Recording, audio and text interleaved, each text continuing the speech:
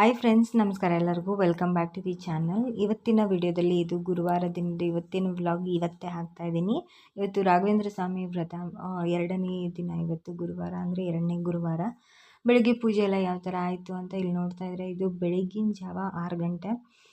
ಇನ್ನೂ ಬೇಗ ಮಾಡ್ಬೋದಿತ್ತು, ಬಟ್ ನನಗೆ ತುಂಬ ಸುಸ್ತಾಗುತ್ತೆ ಅಂದ್ಬಿಟ್ಟು ಮಾಡೋಕ್ಕಾಗಲಿಲ್ಲ. ಈ ಟೈಮಲ್ಲೆಲ್ಲ ತುಂಬ ರಿಸ್ಕ್ ಬೇಡ ಅಂತ ಅಂದ್ಕೊಂಡು ಸಾಧ್ಯ ಆದಷ್ಟು ಬೇಗನೆ ಮಾಡಿ ಮುಗಿಸೋಣ ಅಂತ ಇಲ್ಲಿ ಬೆಳಿಗ್ಗೆ ಎಲ್ಲ ಕ್ಲೀನ್ ಮಾಡಿಕೊಂಡು ರಂಗೋಲಿ ಎಲ್ಲ ಹಾಕಿ ಈಗ ಸ್ನಾನ ಮುಗಿಸ್ಕೊಂಡು ಬಂದೆ. ಇಲ್ಲಿ ನೋಡ್ತಾ ಇರ್ಬೋದು, ಡೈರೆಕ್ಟಾಗಿ ಪೂಜೆ ಮಾಡಬೇಕು. ಇಲ್ಲಿ ನೋಡ್ತಾ ಇರ್ಬೋದು, ನೆನ್ನೆನೇ ಹೋಗ್ಬಿಟ್ಟು ಸಾಯಂಕಾಲ ರಾಘವೇಂದ್ರ ಸ್ವಾಮಿ ವ್ರತಕ್ಕೆ ಏನೇನು ಬೇಕು, ಹೂವು, ಹಣ್ಣು, ಮೇನ್ ಬೇಕಾಗಿರೋದು ತುಳಸಿ ಮಾಲೆ, ಮಲ್ಲಿಗೆ ಹೂವು ಮತ್ತು ಒಂದು ಸ್ವಲ್ಪ ಬಿಡಿ ಹೂವನ್ನ ತೊಗೊಂಡು ಬಂದೆ. ಏನು ಇದೇ ಬೇಕು ಅದೇ ಬೇಕು ಅಂತ ಏನಿಲ್ಲ, ಆಡಂಬರ ಅಂತ ಏನಿಲ್ಲ, ಭಕ್ತಿ ಸಾಕು. ಭಕ್ತಿಯಿಂದ ಒಂದು ತುಳಸಿ ಎಲೆನ ಅರ್ಪಿಸಿದ್ರು ರಾಘವೇಂದ್ರ ಸ್ವಾಮಿ ಒಪ್ಕೋತಾರೆ. ಇಲ್ಲಿ ನೋಡ್ತಾ ಇರ್ಬೋದು, ಸ್ವಲ್ಪ ಬಿಡಿ ಹೂ ತೊಗೊಂಡಿದ್ದೀನಿ. ಅದಾದಮೇಲೆ ತುಳಸಿ ಮಾಲೆಯನ್ನು ತೊಗೊಂಡಿದ್ದೀನಿ. ಅದಾದಮೇಲೆ ಹಣ್ಣು ಮತ್ತು ಎಲೆ ಅಡಿಕೆ. ಅದಾದಮೇಲೆ ಇಲ್ಲಿ ನೋಡ್ತಾ ಇರ್ಬೋದು, ದೇವ್ರದ್ದು ಎಲ್ಲ ಐಟಮ್ಸ್ಗಳನ್ನು ನಾನು ರಾತ್ರಿಯೇ ತೊಳೆದಿಟ್ಟಿದ್ದೆ.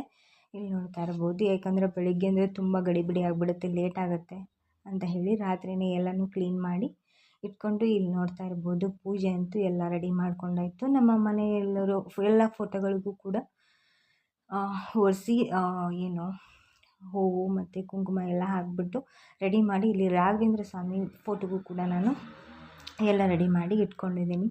ಫೈನಲಿ ಪೂಜೆ ಅಂತೂ ಆಯಿತು. 9 ಗಂಟೆ ಒಳಗೆ ಪೂಜೆ ಮಾಡಬೇಕು ಅಂತ ಏನೋ ಅಂತಾರೆ. ನಾನು ಆಲ್ಮೋಸ್ಟ್ 8 ಗಂಟೆ ಒಳಗಡೆ ಪೂಜೆ ಆಗಿಬಿಟ್ಟಿತ್ತು.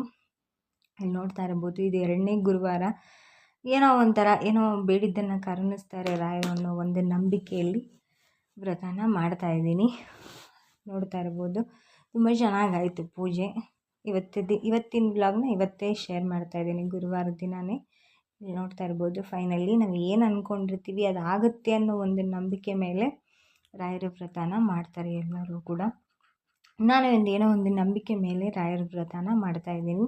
ಸಾಧ್ಯ ಆದಷ್ಟು ಬೆಳಿಗ್ಗೆ ಬೇಗ ಪೂಜೆನ ಮಾಡಿ, ಅದು ತುಂಬ ಒಳ್ಳೆಯದು. ನನಗೆ ಈ ಟೈಮಲ್ಲೆಲ್ಲ ಆಗಲ್ಲ, ಹಾಗಾಗಿ ಯಾವಾಗ ಆಗುತ್ತೋ ಆವಾಗ. ಭಕ್ತಿ ಅಂತೂ ಮುಖ್ಯ ಅಲ್ಲ ದೇವರಿಗೆ, ಹಾಗಾಗಿ ನನ್ನ ಕೈಯಲ್ಲಿ ಯಾವಾಗ ಆಗುತ್ತೋ ಆವಾಗ ಪೂಜೆ ಅಂತೂ ಮಾಡಿದೆ. ಇಲ್ಲಿ ನೋಡ್ತಾ ಇರ್ಬೋದು, ತುಂಬ ನೀಟಾಗಿ ಬಂತು, ಸಮಾಧಾನ ಅನ್ನಿಸ್ತು, ತುಂಬ ಚೆನ್ನಾಗಿ ಬಂತು ಪೂಜೆ.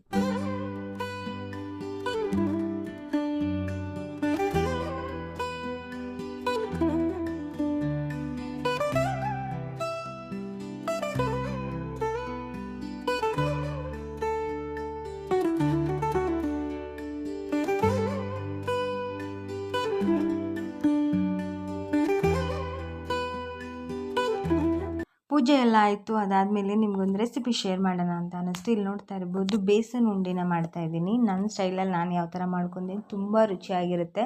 ನಾನು ಮಾಡೋ ರೀತಿಯಲ್ಲಿ ಒಂದ್ಸಲ ಟ್ರೈ ಮಾಡಿ, ನಿಜವಾಗ್ಲೂ ತುಂಬಾ ರುಚಿಯಾಗಿರುತ್ತೆ. ಇಲ್ಲಿ ಕಡಲೆ ಹಿಟ್ಟನ್ನ ನಾನು ಸ್ವಲ್ಪ ಹುರ್ಕೋತಾ ಇದ್ದೀನಿ. ಅದಾದಮೇಲೆ ಸಕ್ಕರೆ ಪೌಡ್ರು, ತುಪ್ಪನ ಕಾಯಿಸಿ ಇಟ್ಟಿದ್ದೀನಿ.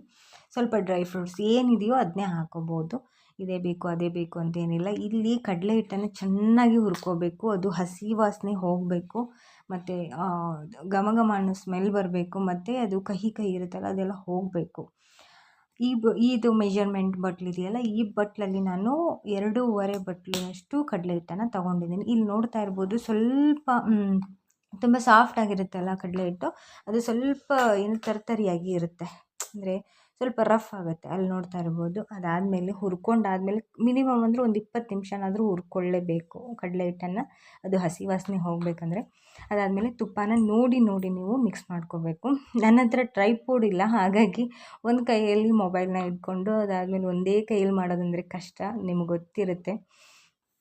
ಇಲ್ಲಿ ನೋಡ್ತಾ ಇರ್ಬೋದು, ನಾನು ಸ್ವಲ್ಪ ನೋಡಿ ತುಪ್ಪನ ಬಳಸ್ತಾ ಇದ್ದೀನಿ, ಎಷ್ಟು ಬೇಕೋ ಅಷ್ಟು. ನಾನಿಲ್ಲಿ 2.5 ಕಪ್ಪು ಕಡಲೆ ಹಿಟ್ಟಿಗೆ 1.5 ಕಪ್ಪು ತುಪ್ಪದಷ್ಟು ಯೂಸ್ ಮಾಡ್ಕೋತಾ ಇದ್ದೀನಿ. ಅಷ್ಟಾದರೆ ಸಾಕು. ಅದು ತುಪ್ಪ ವಾಪಸ್ ಬಿಡೋಕ್ಕೆ ಸ್ಟಾರ್ಟ್ ಆಗುತ್ತಲ್ಲ, ಅಲ್ಲಿ ತುಪ್ಪ ಸಾಕು ಅನ್ನೋ ಒಂದು ಅರ್ಥ, ಓಕೆನಾ. ಇಲ್ಲಿ ನೋಡ್ತಾ ಇರ್ಬೋದು, ನೀಟಾಗಿ ಮಿಕ್ಸ್ ಮಾಡ್ಕೊಂಡಿದ್ದೀನಿ. 2.5 ಬಟ್ಲು ಕಡಲೆ ಹಿಟ್ಟಿಗೆ 1.5 ಬಟ್ಲು ತುಪ್ಪನ ಇಲ್ಲಿ ನಾನು ಮಿಕ್ಸ್ ಮಾಡ್ಕೊಂಡಿದ್ದೀನಿ. ಇಲ್ಲಿ ನೋಡ್ತಾ ಇರ್ಬೋದು, ನೀಟಾಗಿ ಈಗ ಮಿಕ್ಸ್ ಮಾಡ್ಕೊಂಡಾದ್ಮೇಲೆ ಡ್ರೈ ಫ್ರೂಟ್ಸ್ನ ಮಿಕ್ಸ್ ಮಾಡ್ಕೊತಾ ಇದ್ದೀನಿ. ಈ ಟೈಮಲ್ಲಿ ಚೂರು ಏಲಕ್ಕಿ ಪೌಡ್ರ್ ಕೂಡ ಹಾಕ್ಬೋದು. ನನ್ನ ಹತ್ರ ಏಲಕ್ಕಿ ಖಾಲಿಯಾಗಿತ್ತು, ಹಾಗಾಗಿ ಹಾಕ್ಕೊಳ್ಳೇಬೇಕಂತೇನಿಲ್ಲ, ಅದು ಆಪ್ಷನಲ್ಲು. ಸ್ವಲ್ಪ ಘಮ ಅನ್ನುತ್ತೆ ಅನ್ನೋಕ್ಕೋಸ್ಕರ ಮಾತ್ರ ಹಾಕ್ಕೊಳೋದು. ನೋಡ್ತಾ ಇರ್ಬೋದು ಮಿಕ್ಸ್ ಆಯಿತು. ಈಗ ಸ್ವಲ್ಪ ಒಂದು 4-5 ಸೆಕೆಂಡ್ನಷ್ಟು ಮಾತ್ರ ತುಪ್ಪ ಹಾಕಿದ ಮೇಲೆ ಇದನ್ನು ಲೋ ಫ್ಲೇಮಲ್ಲಿ ಇಟ್ಕೊಂಡು ಚೂರು ಕೈ ಆಡಿಸ್ಕೋಬೇಕು. ಅದಾದಮೇಲೆ ಇಲ್ಲಿ ನೋಡ್ತಾ ಇರ್ಬೋದು ಕಂಪ್ಲೀಟಾಗಿ ತುಪ್ಪನ ಬಿಡೋಕ್ಕೆ ಸ್ಟಾರ್ಟ್ ಆಗುತ್ತಲ್ಲ, ಈ ಟೈಮಲ್ಲಿ ಇದು ರೆಡಿಯಾಗಿದೆ ಅಂತ ಅರ್ಥ. ಇನ್ಮೇಲೆ ಇದನ್ನು ಗ್ಯಾಸ್ ಮೇಲೆ ಇಡೋದು ಬೇಡ, ತೆಗೆದುಬಿಡೋಣ.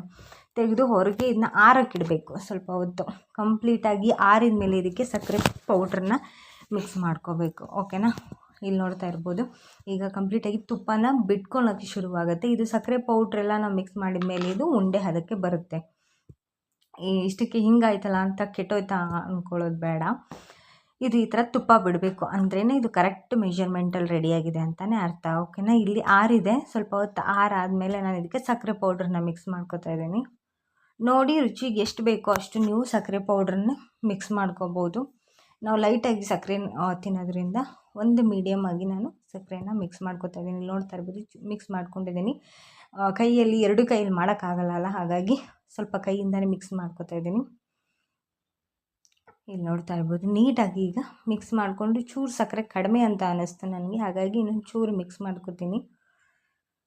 ನನ್ನ ಮಗಳು ಕಾಯ್ತಾ ಇದ್ದಾರೆ ಅಲ್ಲೇ ಕೂತ್ಕೊಂಡು ಯಾವಾಗ ತಿಂತೀನೋ ಅಂತ ಹೇಳಿ. ಅದಾದಮೇಲೆ ಇಲ್ಲಿ ನೋಡ್ತಾ ಇರ್ಬೋದು ಮಿಕ್ಸ್ ಮಾಡ್ತಾಯಿದ್ದೀನಿ. ಎಷ್ಟು ಬೇಕೋ ನೀವು ಸಕ್ಕರೆ ಜಾಸ್ತಿ ತಿಂತೀರಾ ಅಂದರೆ ಚೆನ್ನಾಗಿ ಸಕ್ಕರೆ ಹಾಕ್ಕೋಬೋದು. ತುಪ್ಪದಲ್ಲೇ ಮಾಡೋದ್ರಿಂದ ನಿಜವಾಗ್ಲೂ ತುಂಬ ಟೇಸ್ಟಿಯಾಗಿರುತ್ತೆ. ತುಪ್ಪನೇ ಒಬ್ಬೊಬ್ಬರು ಕಡಿಮೆ ಯೂಸ್ ಮಾಡ್ತಾರೆ, ಆದರೆ ಬೇಸನ್ ಉಂಡೆಗೆ ತುಪ್ಪ ಜಾಸ್ತಿ ಯೂಸ್ ಮಾಡಿದ್ರೆ ಅದು ರುಚಿ ಜಾಸ್ತಿ. ಇಲ್ಲಿ ನೋಡ್ತಾ ಇರ್ಬೋದು ಸ್ವಲ್ಪ ನಂಗೆ ಸಪ್ಪೆ ಅಂತ ಅನ್ನಿಸ್ತು, ಹಾಗಾಗಿ ನಾನು ಚೂರು ಸಕ್ಕರೆ ಪೌಡ್ರನ್ನ ಇಲ್ಲಿ ಮಿಕ್ಸ್ ಮಾಡ್ಕೊತಾ ಇದ್ದೀನಿ. ಮಿಕ್ಸ್ ಮಾಡ್ಕೊಂಡು ನೀಟಾಗಿ ಮಿಕ್ಸ್ ಮಾಡ್ಕೋಬೇಕು. ಎಲ್ಲ ಏನು ಸಕ್ಕರೆ ಮತ್ತು ಕಡಲೆ ಹಿಟ್ಟು ತುಪ್ಪ ಎಲ್ಲದು ನುರಿದ್ಕೋಬೇಕು. ಆ ಥರ ಮಿಕ್ಸ್ ಮಾಡಿಕೊಂಡು ಈಗ ಉಂಡೆನ ರೆಡಿ ಮಾಡ್ಕೋಬೇಕು. ನೀವು ಮುಟ್ಟಿದ ತಕ್ಷಣ ಅದು ಉಂಡೆ ಅದಕ್ಕೆ ಬಂದುಬಿಡುತ್ತೆ, ನಿಮ್ಗೆ ಗೊತ್ತಾಗ್ಬಿಡುತ್ತೆ ಅದು ಮಾಡ್ತಾ ಮಾಡ್ತಾ.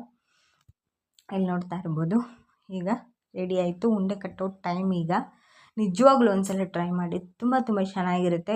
ಬೇರೆಗಳಲ್ಲೆಲ್ಲ ಯಾವ ಥರ ಮಾಡ್ತಾರೆ ಅಂದರೆ ಲೈಕ್ ಬೇಕ್ರಿಲೆಲ್ಲ ಯಾವ ಥರ ಮಾಡ್ತಾರೆ ಅದೆಲ್ಲ ನಂಗೆ ಗೊತ್ತಿಲ್ಲ, ಬಟ್ ನಾನು ಮಾಡೋ ರೀತಿ ತುಂಬಾ ರುಚಿಯಾಗಿರುತ್ತೆ. ನಾನು ಚಿಕ್ಕ ಸೈಜು ಉಂಡೆನ ಮಾಡ್ಕೊತಿದ್ದೀನಿ, ಯಾಕಂದರೆ ನನ್ನ ಮಗಳು ತಿನ್ನೋದಲ್ಲ, ಹಾಗಾಗಿ ಅವಳು ದೊಡ್ಡ ಕೊಟ್ಟರೆ ದೊಡ್ಡದೇ ಖಾಲಿ ಮಾಡಿಬಿಡ್ತಾಳೆ. ಹಾಗಾಗಿ ಅವಳಿಗೋಸ್ಕರ ಅಂತ ಚಿಕ್ಕ ಉಂಡೆಗಳನ್ನೇ ಕಟ್ತಾಯಿದ್ದೀನಿ.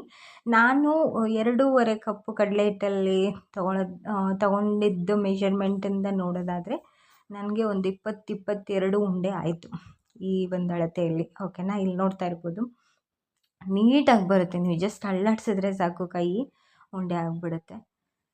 ತುಪ್ಪ ಜಾಸ್ತಿ ಹಾಕಿರೋದ್ರಿಂದ ಮೇಲ್ಗಡೆ ತುಪ್ಪ ಎಲ್ಲ ಒಂಥರ ಶೈನಿಂಗ್ ಥರ ಕಾಣಿಸ್ತಾ ಇರುತ್ತೆ. ಇಲ್ಲಿ ನೋಡ್ತಾ ಇರ್ಬೋದು ಆದಷ್ಟು ಸಾಫ್ಟಾಗಿ ಸಕ್ಕರೆ ಪೌಡ್ರನ್ನ ಮಾಡ್ಕೊಳ್ಳಿ. ತುಂಬ ತರಿಯಾಗಿ ಮಾಡಿಬಿಟ್ರೆ ಬಾಯಿ ತುಂಬ ಬರೀ ಸಕ್ಕರೆನೇ ಬಂದುಬಿಡುತ್ತೆ. ಸೊ ಫೈನಲಿ ಈಗ ಬೇಸನ್ ಉಂಡೆ ರೆಡಿ ಆಯಿತು. ಇಲ್ಲಿ ನೋಡ್ತಾ ಇರ್ಬೋದು ತುಂಬ ರುಚಿಯಾಗಿರುತ್ತೆ. ಒಂದ್ಸಲ ಟ್ರೈ ಮಾಡಿ, ಡೆಫಿನೆಟ್ಲಿ ನೀವು ಮತ್ತೆ ಮಾಡ್ಕೋತೀರ. ನಾನು ನಿಮಗೆ ಇದನ್ನ ಏನು ಸ್ವಲ್ಪ ಇದನ್ನ ಕದಲಿಸಿ ಕೂಡ ತೋರಿಸ್ತೀನಿ. ಇಲ್ಲಿ ನೋಡ್ತೀರಾ ಮುಟ್ಟಿದ ತಕ್ಷಣವೇ ಬಿಟ್ಕೊಳ್ಳುತ್ತೆ, ಯಾಕಂದ್ರೆ ತುಪ್ಪ ಹಾಕಿರ್ತೀವಿ ಅಂದಮೇಲೆ ಅದು ತುಂಬ ಸಾಫ್ಟಾಗೇ ಬಂದಿರುತ್ತೆ. ಸೊ ಅಷ್ಟೇ ಫ್ರೆಂಡ್ಸ್, ಇವತ್ತಿನ ವಿಡಿಯೋ ಗುರುವಾರದ ರಾಯರ ಪೂಜೆ ವಿಡಿಯೋ ಇದು. ರಾಯರ ಪೂಜೆ ಹೇಗೆ ಅನ್ನಿಸ್ತು, ಹಾಗೆ ಬೇಸನ್ ಉಂಡೆ ರೆಸಿಪಿ ನಿಮಗೆ ಹೇಗೆ ಅನ್ನಿಸ್ತು ಅಂತ ಮರಿದೇನೆ ಕಮೆಂಟ್ ಬಾಕ್ಸಲ್ಲಿ ಕಮೆಂಟ್ ಮಾಡಿ ತಿಳಿಸಿ. ಹೊಸದಾಗಿ ನೋಡೋದು ದಯವಿಟ್ಟು ಸಬ್ಸ್ಕ್ರೈಬ್ ಮಾಡ್ಕೊಳ್ಳಿ, ಸಪೋರ್ಟ್ ಮಾಡಿ. ನೆಕ್ಸ್ಟ್ ವಿಡಿಯೋದಲ್ಲಿ ಮತ್ತೆ ಸಿಗ್ತೀನಿ. ಅಲ್ಲಿ ತನಕ ಬಾಯ್, ನಮಸ್ಕಾರ. Keep watching, thank you. Please subscribe ಮಾಡ್ಕೊಳ್ಳಿ.